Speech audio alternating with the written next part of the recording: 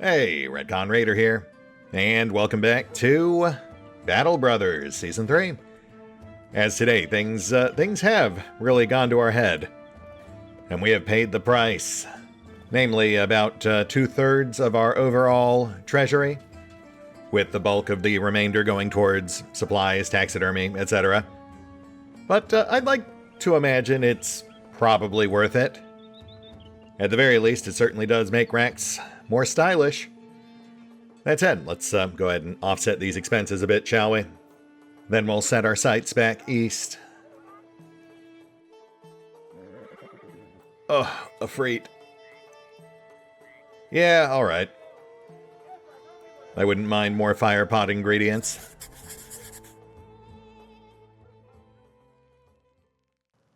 Sporting their fancy new southern gear, the Retcon Raiders set their sights on elusive new prey.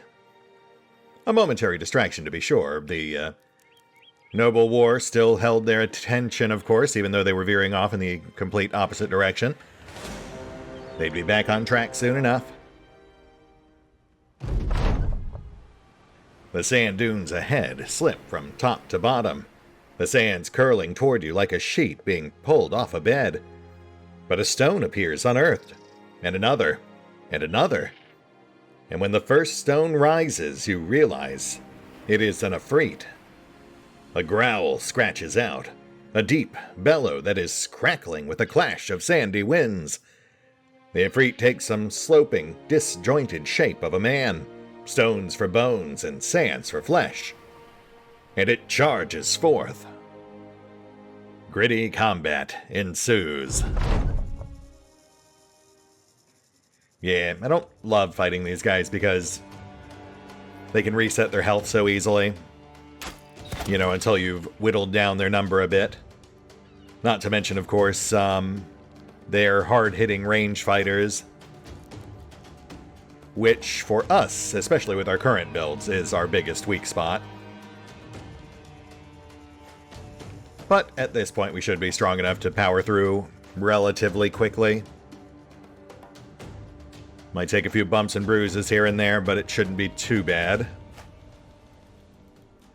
And, you know, hopefully we'll get enough drops to make it worth our while. Plus the 800 gold payday. I suppose it also does encourage a much more aggressive playstyle than I usually use, since obviously you want to get in there and start breaking these things down as quickly as possible.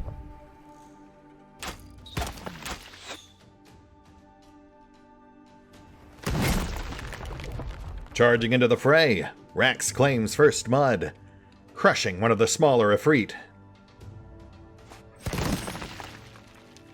The rest of the raiders swiftly rush in, surrounding the beast, trying to cut off their avenues of potential escape.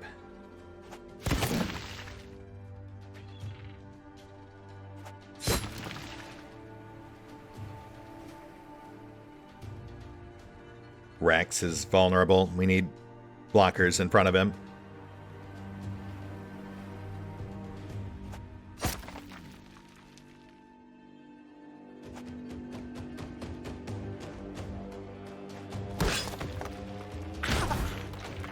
A burst of sand and silt. Oof. And a nastier hit on Annie. Hand shattered. But the raiders are right back to the grind. They can't let up that pressure. The bulk of the Efreet may still stand firm, but one by one, their defense will crumble.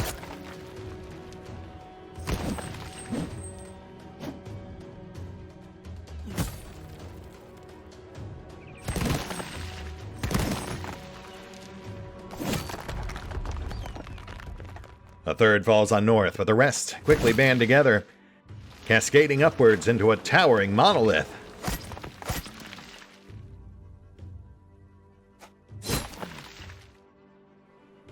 The raiders shift uneasily, wary of where it might target next. Rassel rushing in front of Annie. Sigmar moving to block.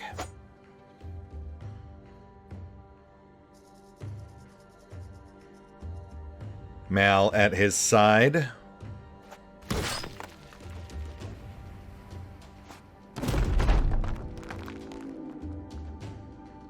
If we can actually break it back down before its next turn, this is a great chance to cut this fight short. Not sure we can actually manage that, though.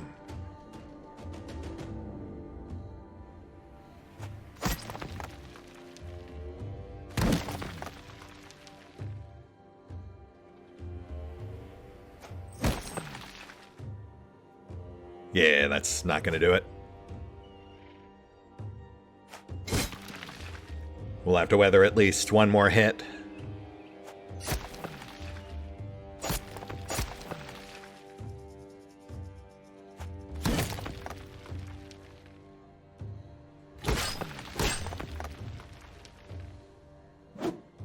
Oh, close. For a second there, I thought we'd actually make it.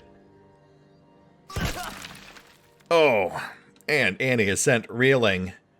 Arm bent at an awkward angle, capped by the equally broken hand.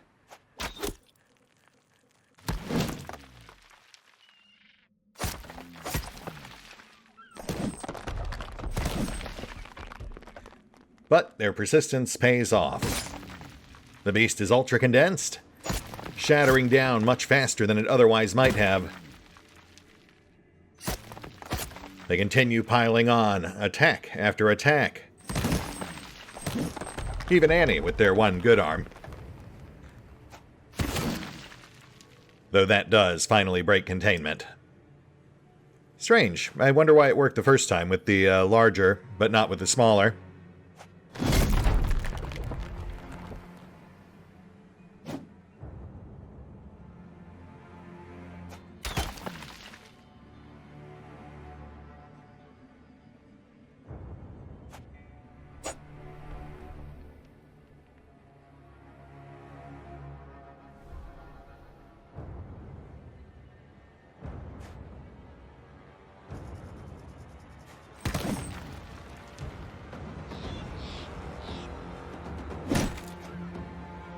Verlin buys Annie some space, and the rest of the raiders move in as Annie limps away.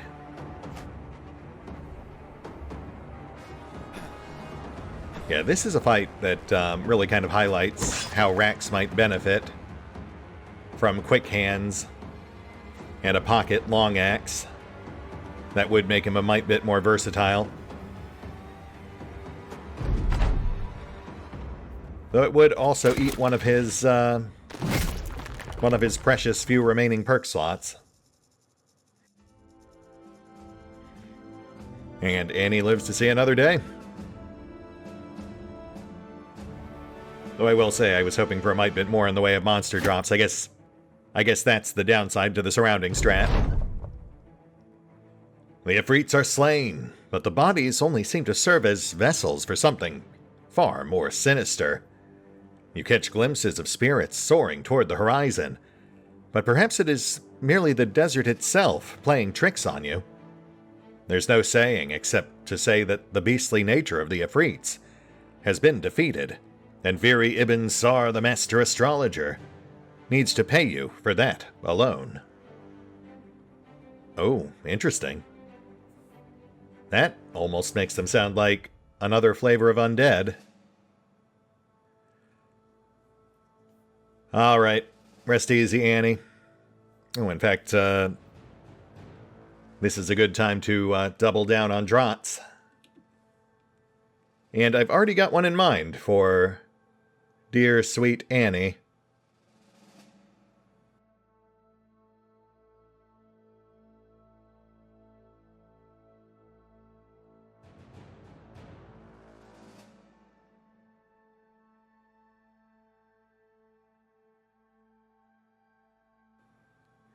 Once again playing into that inherently self-destructive nature. Essentially weaponizing it. This time, we'll toss Annie the Tincture of Ember Blood. Make things even more painful for the foes foolish enough to fight back. which grants acidic blood. This subject's blood is highly pressurized and burns upon prolonged exposure to air. Attackers who break skin will find themselves unpleasantly surprised by the resultant spray. So essentially a double dose of reciprocal damage. And you know what? We're already all the way out here. Might as well have a quick peek. There are still several notable legendary locations we've yet to find. Ruins of Orkbane Keep. Not legendary, but we'll take it. No scouting report, but I'm going to guess Ancient Dead. Nothing we can't handle at this point, but we should shuffle our line accordingly. Hopefully we encounter something new here. We do actually still need potions for both Honor Guards and Ancient Priests. Briefly seeking refuge. To tend Annie's injuries, the raiders stumble upon some crumbling ruins, only to find themselves soon greeted by the inevitable creak and clatter of bronze-clad bones. Daunting to be sure, but certainly nothing they haven't faced before. Or is it? Who's to say when not but 2/3 of their number are currently within view?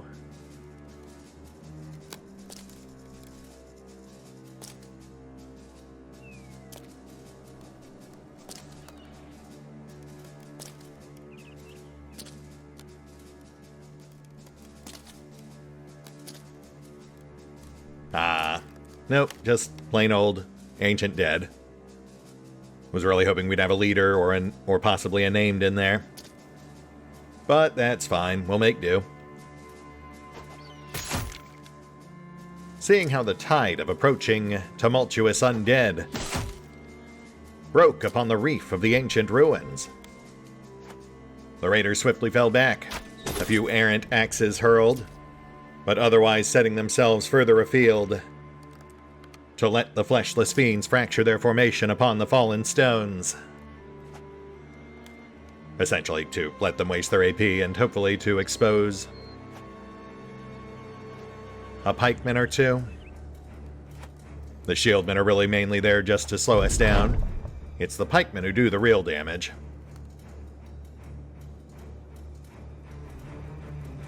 The raider line reformed. They waited for the ancient undead's inexorable advance. Peering at the pallid pikemen in particular.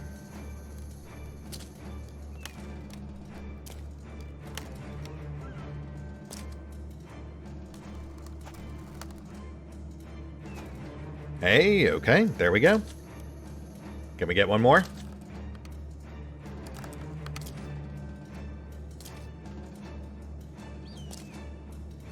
Close enough. A furtive glance, a nod from Rook.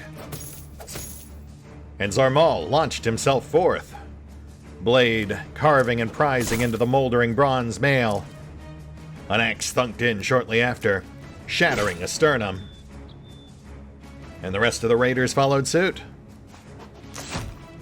A second axe taking down the first of their fearsome foes.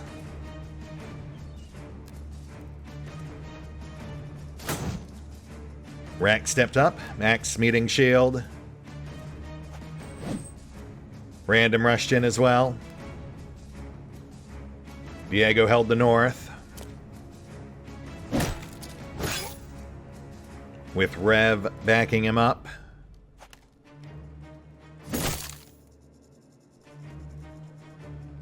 Verlin pushed south. Rook likewise at his back. As was Cetrus. And the battle was well and truly joined.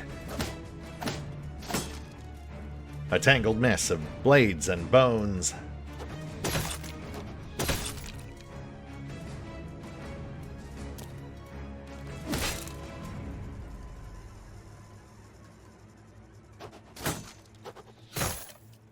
Tommy shattered a shieldman on the south.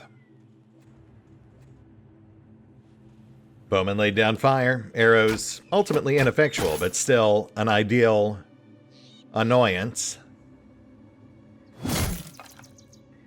While Rax took a much more brutish approach. As did Random. 2 more skeletons beat to scrap.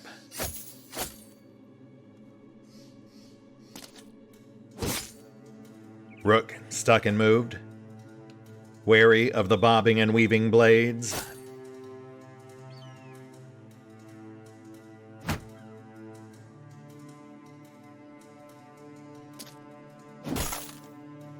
A strike from Cetrus, another pikeman pushed to the brink of destruction.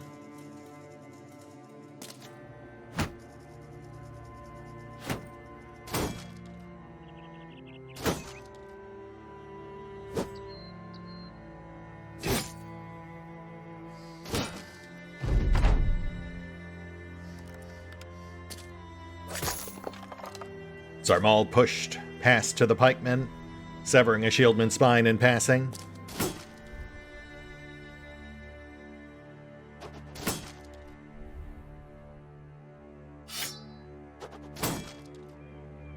And the Ancient Legion's formation was well and truly broken, split down the middle.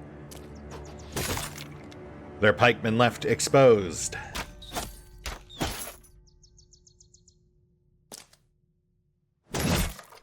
As swiftly evidenced by another swing of Rax's axe.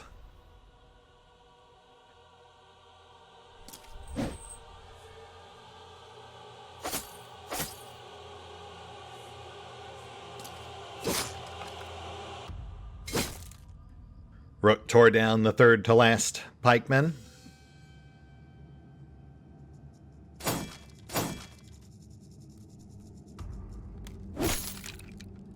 Cetrus cracked another skull.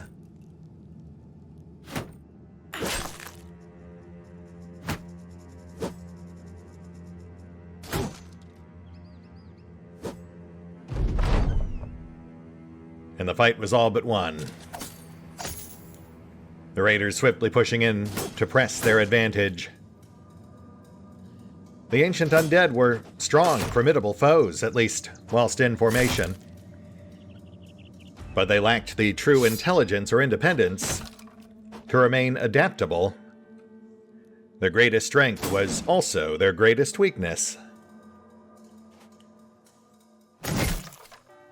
And thus, once forced onto the back foot, there was simply no way back.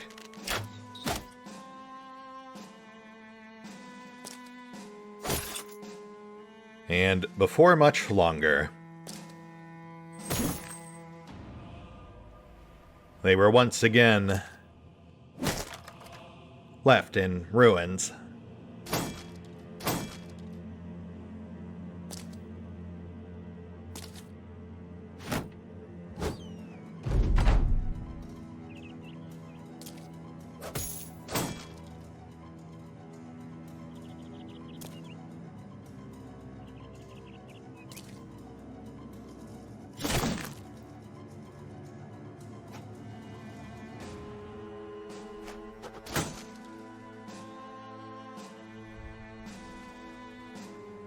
Yeah, let's just get rid of that. Might have been slightly premature unwrapping the battle narration. But not by too much.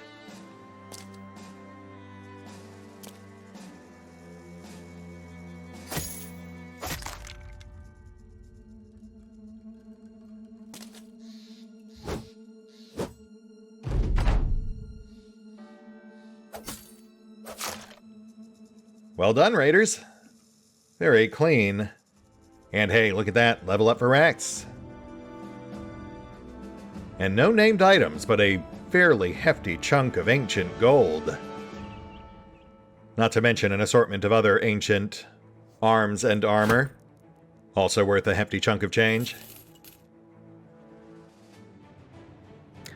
Alright, let's have a look at that level up. Rax hitting level 8, still following Cetrus's build, which means fearsome. Probably a bit counterintuitive considering he kills just about everyone he hits, but, you know, there are exceptions. And if anyone's earned the right to be called fearsome, I'd say it's probably him. Honestly, most of the raiders in general, but Rax is known for his savagery.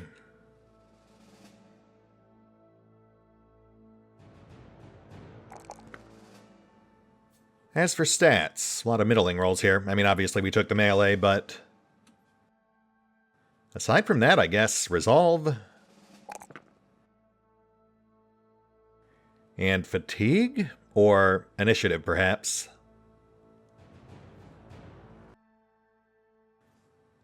Yeah, let's go initiative. And let me go ahead and earmark some of those assorted ancient items for repair. I mean, they're not super valuable, but enough so, I think, that it does justify the effort. Minus the shields.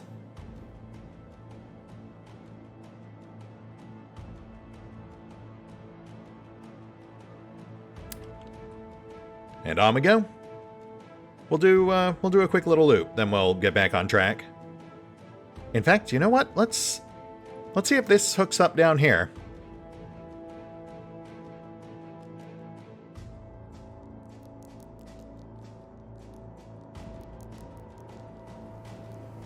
Oh, okay. Well, that's not a great sign. Yeah, all right. I think we'll go ahead and pull it back. We're getting a... Oh. Sunken Library. No, I think we'll pass on that for now, but thanks. Good to know where it is. Aha, but this, however, this might have some promise. Hyenas, perhaps? Those are not hyenas. That is, in fact, a gaggle of lindworms. Which I will also pass on, thank you. But I will play for keeps. Again, probably ancient undead, but still hoping for those honor guards or ancient priests. Or champions. Oof, okay. Nothing at a glance, but we do have slightly greater numbers this time. And somehow even more awkward terrain. We'll hold the line, get a gander at exactly what we're up against.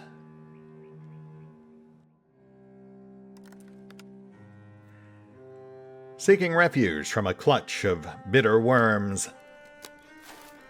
The raiders duck into another squat set of sandy ruins, and once again find themselves faced with increasingly familiar fleshless forms.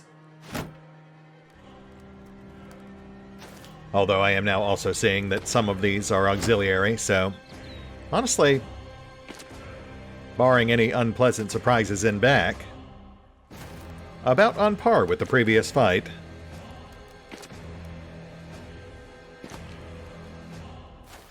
Nope, just plain old ancient legionaries. Still somewhat dangerous, but nothing to really sweat over. Seeing no signs of skullduggery, the raiders once again step back. Line quickly reset to receive the undead advance.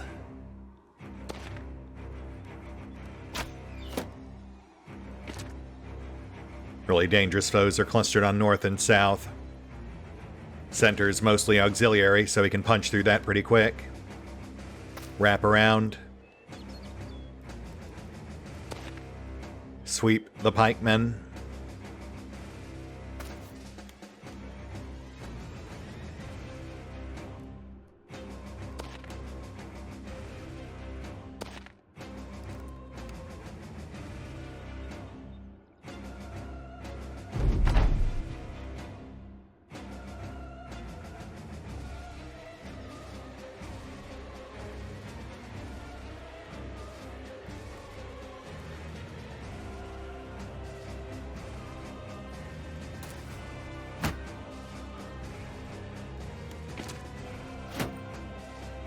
You cowards, just engage, he said, hypocritically.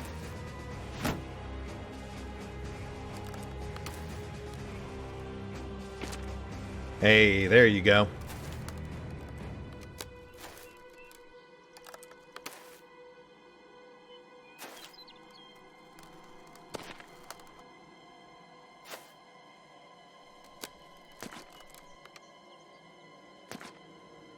And the raiders let loose, bronze and bone bits flying, as they waded into the tide. No, wait. Tide analogy was last time.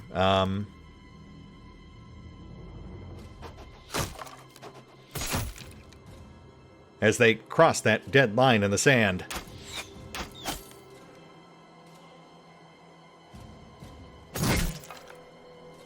Tommy claiming the first, Rax the next.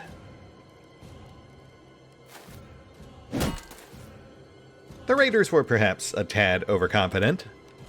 The last skeleton crew had gone to pieces with relative ease. But would they pay for their hubris? Perhaps.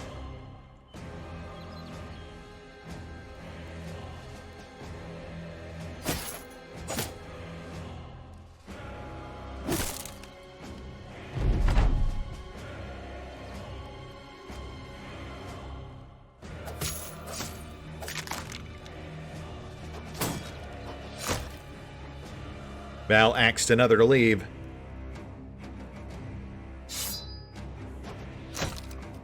Then threw out a second as well.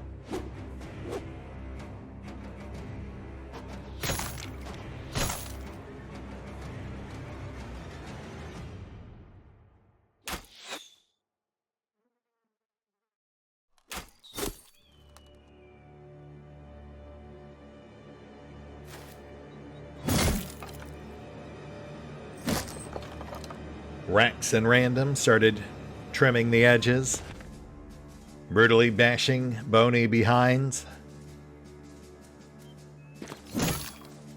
Inappropriate? I don't know. I mean, I could just call them boners. A lot of directions I could take that in, really. Pro bono. Marrow escape. Clavic kill or be killed? I don't know about that one.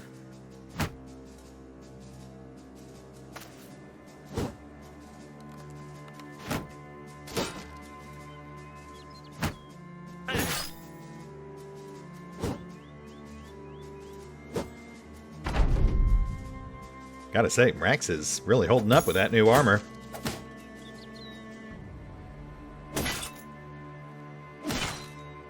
The wonders of a proper brawny build, I suppose. I did go a mite bit heavy on the nimble builds this time out. Heavier than intended, but to be fair, like, a third of our current roster was meant to be expendable.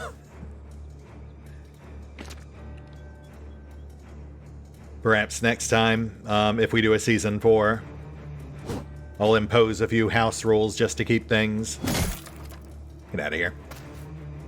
A little more fraught with peril to tune up that body count a mite bit more. Obviously, crank it all the way up to expert. Maybe eschew Colossus. Aim for more interesting perks. Would have loved to have Pathfinder.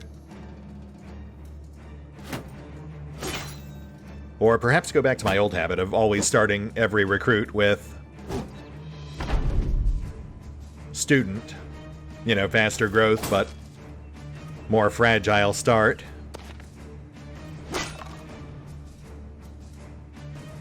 I will say, though, and I think I've said it before, the main difference between veteran and expert, at least in my understanding,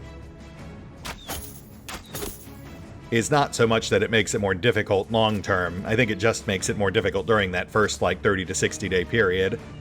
That initial slope is just slightly steeper, but once you do get to the first crisis, I think it evens out. So in theory, at this point, we are seeing things as they would have been if we were playing on Expert.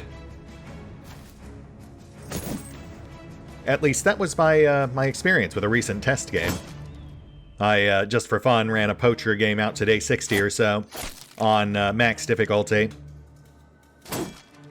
Had 7 casualties by the time the first crisis dropped. Versus the 3 in our current campaign. Though I'll also say a lot of those kills were basically level 1 characters, you know, just pushing their luck in their very first fray. The fate that befell Book Thief. I have had a few folks recommend more ambitious overhaul mods, but I'm always a bit leery of those. You know, in my experience, they tend to be a bit of a mixed bag. Not to mention, of course, there's always that chance that Overhype will end up adding more content on their own. We'd best make our way back. We've already spent more time out here than intended. Though we did, I suppose we did at least uncover the ancient library. I'm genuinely not sure if we're going to try to take a stab at that thing, though. Never had much luck with that particular legendary location. I think for our first cycle, it's apt to just be that ancient reliquary up north. And then possibly the Ajirok at a stretch. Not sure we have anyone who can actually pass the first phase, though. Oh, and look at that. King's Rook, drawing inspiration from Erie's experimentation. You love to see it?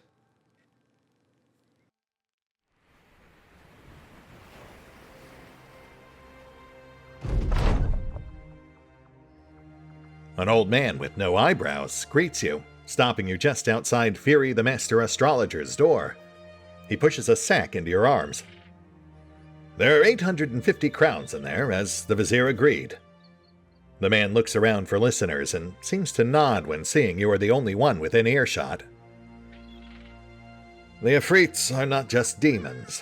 They are wronged spirits, and you have set them free. But they will likely return, because men such as Fury the Master Astrologer have nothing to offer this world but a waterfall of gold, and they forget that beneath that waterfall, many are crushed or drowned. You're not sure what he means, but an approaching guard ends the conversation, and the old man slaps you across the face. Begone, Crownling!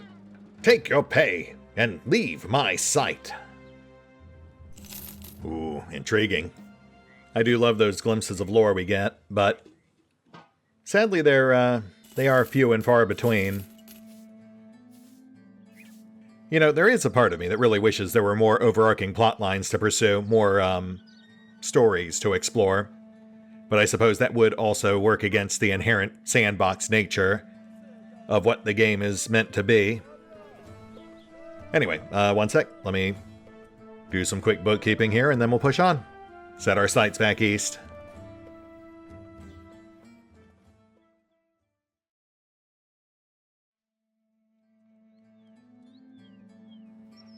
And we're back.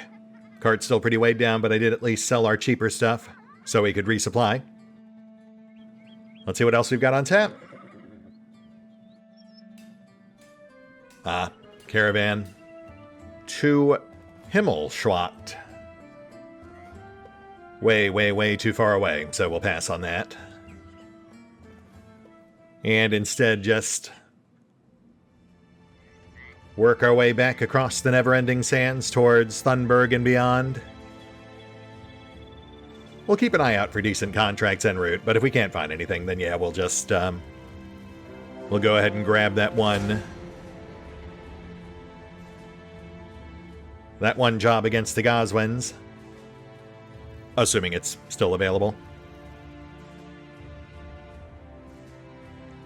As the raiders worked their way back along the winding path, they suddenly found themselves assailed. A modest group of ambushers cresting the dusk-tinged dunes. Though the men were given sudden pause as they realized they were not, in fact, ambushing a hapless caravan, but rather a fully armed and armored troop of mercenaries.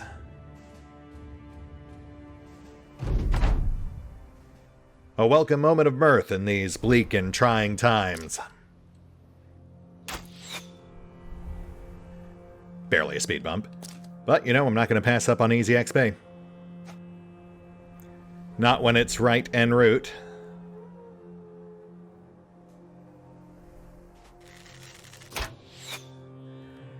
The nomads recovered quickly, rushing in, hoping against hope to somehow seize the day.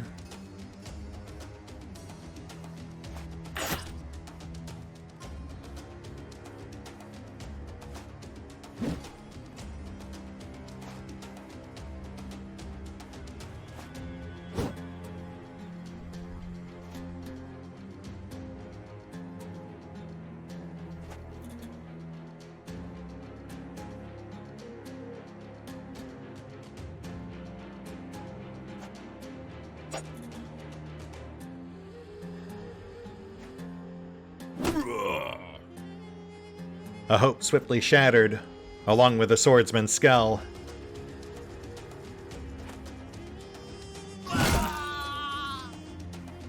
The nomads were in over their heads. They'd stuck their necks out and now would pay the price. Brought to wrecks and ruin. Sorry, Berlin. You're fine.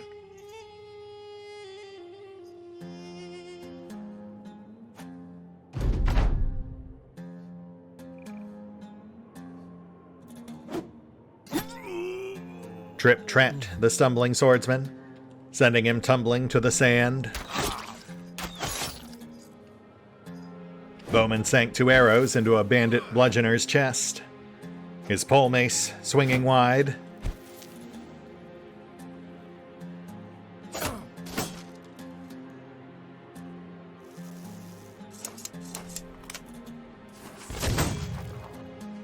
A thunderous boom.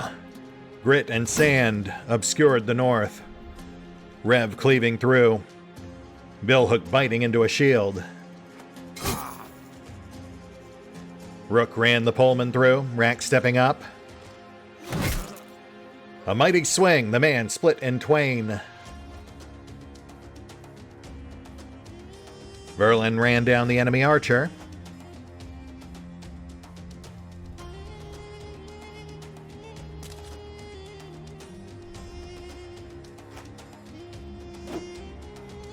Mal joined him, turning aside a frantic swipe of a skinning knife.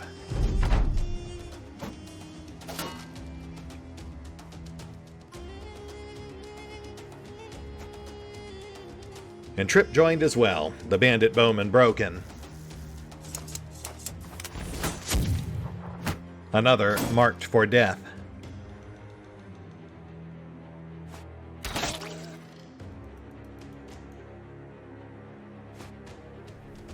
Rack circled wide, nomads quavering at his mere approach.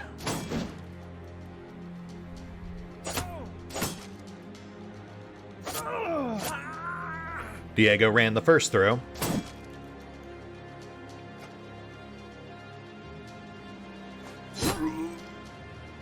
Rook disarmed the archer. Verlin finishing the job.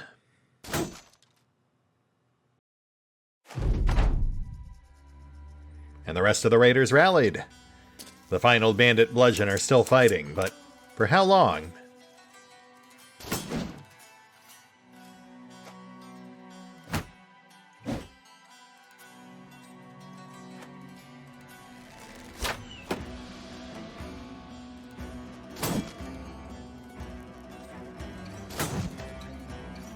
I mean, longer than expected.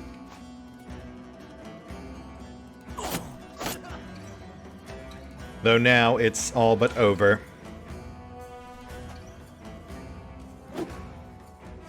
The raiders rush to claim the kill. The bandit's life all boiling down to this, not but another tally for the cosmic scorecard. A life distilled to a singular point. Yeah, I mean, obviously we weren't going to have much trouble with that one. That was like 5 minutes. Honestly, slightly longer than I really meant it to be. Thought we'd get through it in 3. But I suppose I did also wax a bit poetic.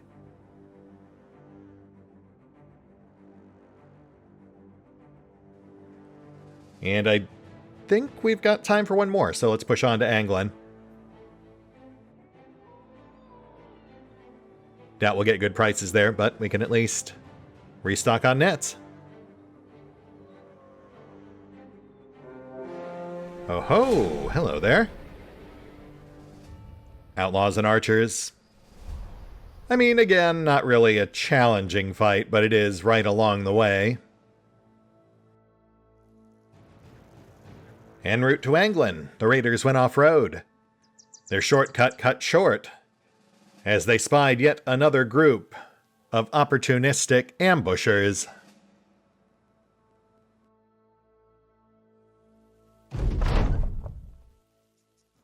Angling their approach, the raiders met them on an awkward slope, which actually does kind of make things interesting.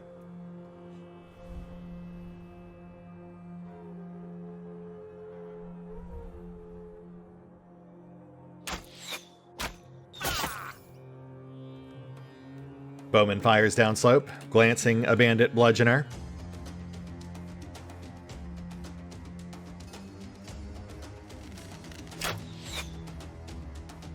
And the nomads respond in kind. A scattering of arrows passing over the raider formation as others advance.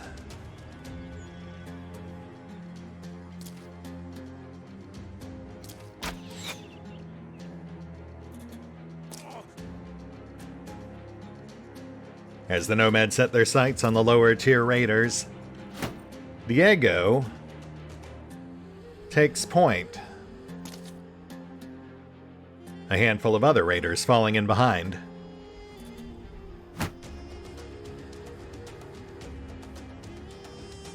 Verlin goes in from the bottom up.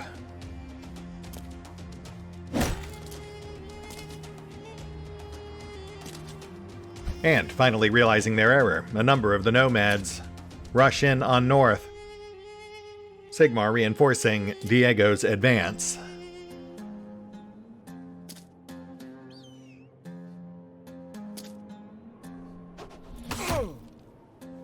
Tommy hurls an axe, taking a knee.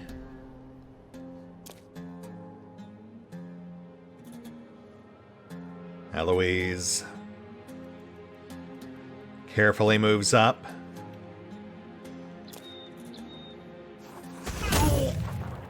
A wave of shrapnel sweeps the slope. An archer stumbling as he's partially defeated. The rest of the raiders rush in.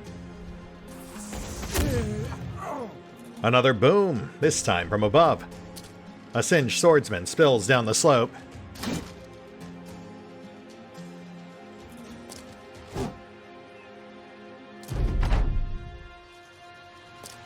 And the battle begins in earnest.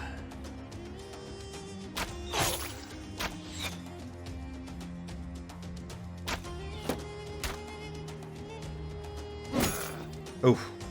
With Mark taking a nasty swing from a pole mace. Though his helmet holds up, at least for the time being.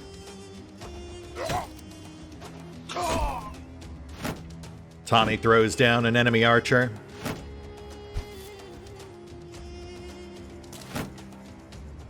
The bandit shieldmen stand strong. Sipar's at the ready, hoping to thwart the raiders' push.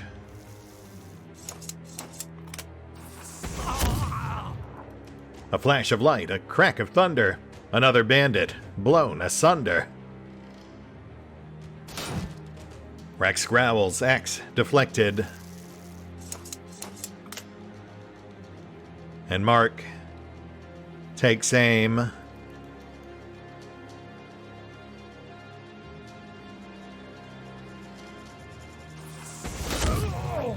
The Nomad Poleman throws himself clear. The unfortunate archer beyond.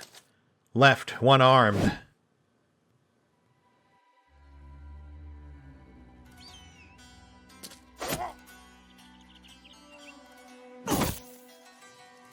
Rev hacks half-calf. A shieldman stumbles.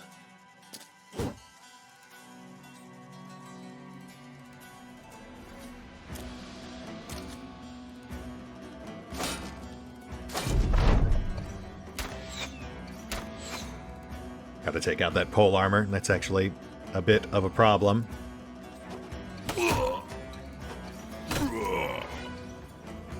Tommy cracks a whipman, tearing arm and ear.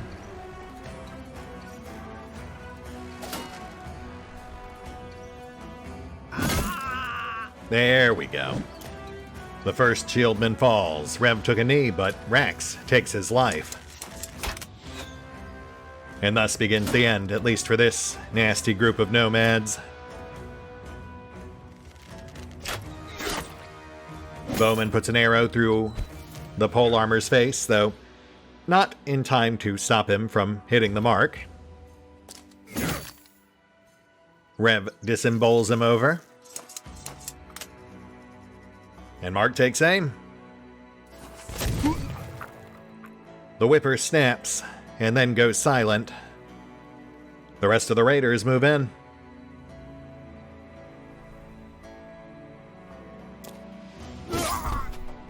Rook impales the poleman, then shears an ear to boot.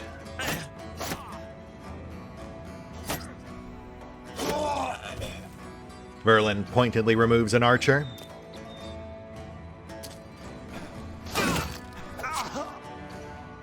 An outlaw gets tripped as he tries to escape.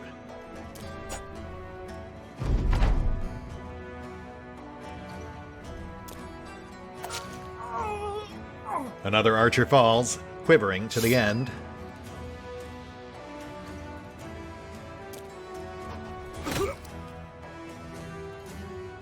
And then there was one.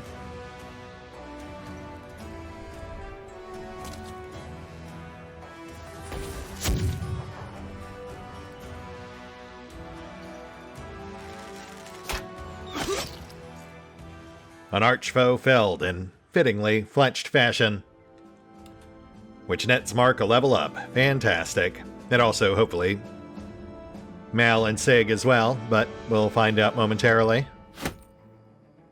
Nothing all that notable on loot, but that's not really why we're here. This, however, is level up for Mal, but, oh, sadly not for Sigmar. Yeah, I guess he has missed an extra fight or two, hasn't he? Okay. A lot of middling rolls on Mal, but certainly not the worst. No complete flubs. We'll take the melee, we'll take the MDef. Really do need to raise his resolve, but we'll take the initiative. We're not going to squander that +5. However, that does leave him shy of where I'd like him to be. I guess we'll keep sitting on those perks till 7, see where he ends up. Hopefully he'll hit that 20-point target. I mean, ultimately, in theory, level 7's also the level where he'll potentially proc his penultimate event. One which will make him a lot more viable overall. As for Mark, much more straightforward. We take the range, we take the RDEF, and initiative. And then, since he is, of course, our overwhelming fearsome gunner, I believe that's... Does he have fearsome yet? Hold on, let me... He does not. But now he does. Very nice. Would have been even nicer if we'd actually encountered something new today, but I'll certainly take the level ups. Plus that new helmet, of course. I mean, technically that was between episodes, but still. Whilst we may have gotten a bit off course today, we're angling to get back on it. Sadly, we are out of time today, but this does feel like a good place to call it. We'll hit the pause button for now, as I take the lay of the land, possibly do some light trading. Yeah, not too much though, I can already tell. Local prices are a bit on the lackluster side. Though as aforementioned, it is a good chance to restock. On a few basic supplies at least, and of course clear away the cheaper stuff. Make a little more room for the inevitable roadside encounter en route. And we'll pick up here next time. See you then.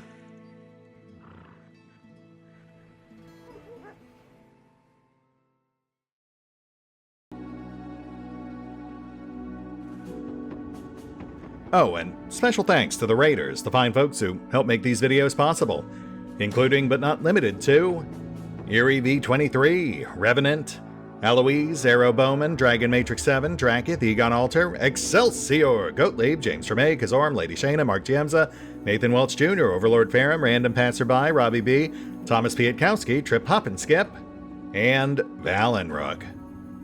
Thanks for your support, guys.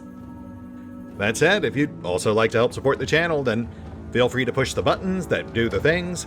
Trust me, it does make a difference. Or you could even check out the PayPal, the Patreon, the Nexus GG, or the YouTube memberships. Links are in the description.